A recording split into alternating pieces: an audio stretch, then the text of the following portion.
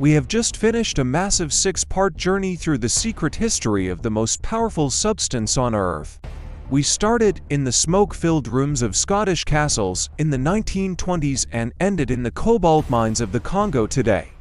We look beyond the headlines of wars and economic crises to find the hidden logic that drives the global energy system. And now it is time to step back and ask the most important question of all, which is, what does this all mean for our future? Throughout this series, we discovered a recurring pattern that governs how power operates in our world regardless of the era or technology. The pattern is that power never disappears, only changes its form and shifts its location to a new center of gravity.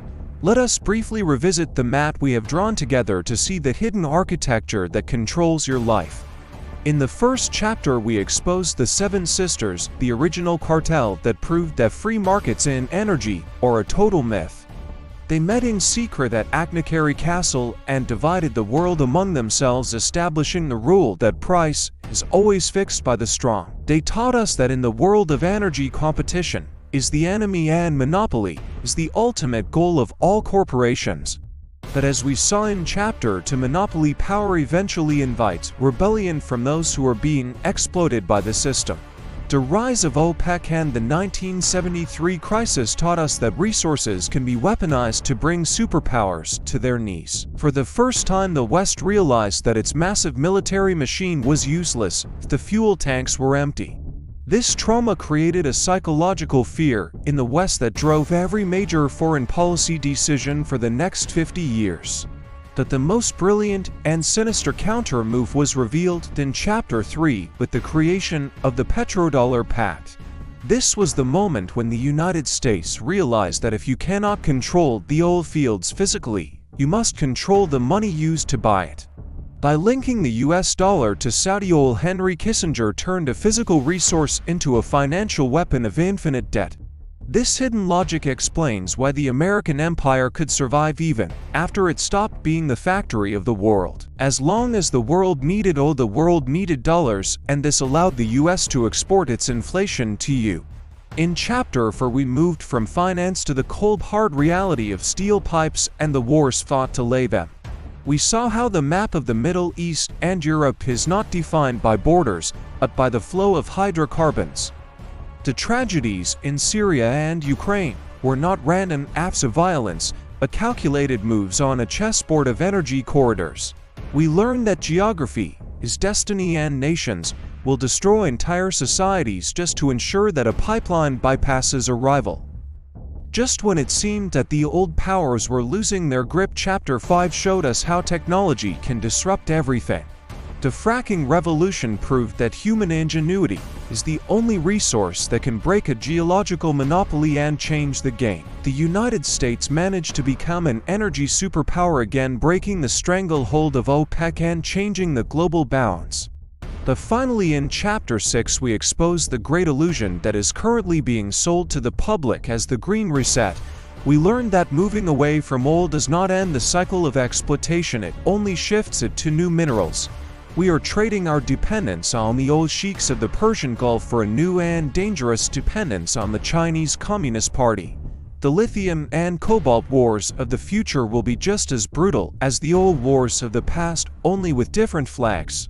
So what is the ultimate truth that connects all these dots across a century of history and conflict? It is that energy is the blood of civilization, and whoever controls the flow of energy holds the leash of humanity. The methods change from secret treaties to military invasions to financial pacts, but the objective remains the same: absolute control. The age of oil is slowly ending, not because we are running out of it, but because the mechanism of control is shifting. We are moving from a world powered by combustion to a world powered by electricity and digital systems. But as we have seen, this transition is threatening the very foundation of the American financial power, the US dollar. If the world no longer needs dollars to buy oil, the ability of the United States to print unlimited money comes to an end. This is the most critical realization of our entire series, because it leads us directly to the next great struggle. The collapse of the petrodollar system is not just an energy event, it is a monetary event that will destroy the current financial order.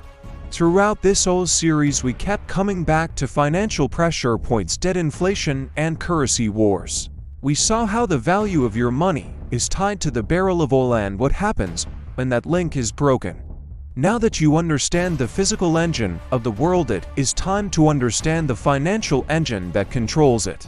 You cannot understand why your grocery bills are rising or why housing is unaffordable without understanding that hidden logic of money. In our next major series, we are going to deconstruct the history of money, central banking, and the Federal Reserve. We will investigate why your money loses value every year and who benefits from the system of perpetual debt and inflation.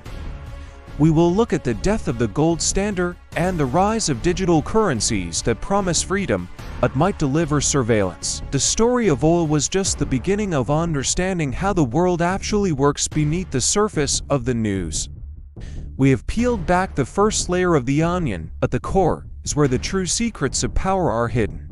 Get ready, because the rabbit hole goes much deeper when we start following the money instead of the oil pipes. This journey is not for the faint of heart, because the truths we will uncover are uncomfortable and challenging. But you are here because you refuse to accept the simple narratives fed to you by the mainstream media. You are here because you want to understand the mechanics of the machine so you can navigate the chaos of the future. The old age taught us that resources are finite, but the ambition for control is infinite.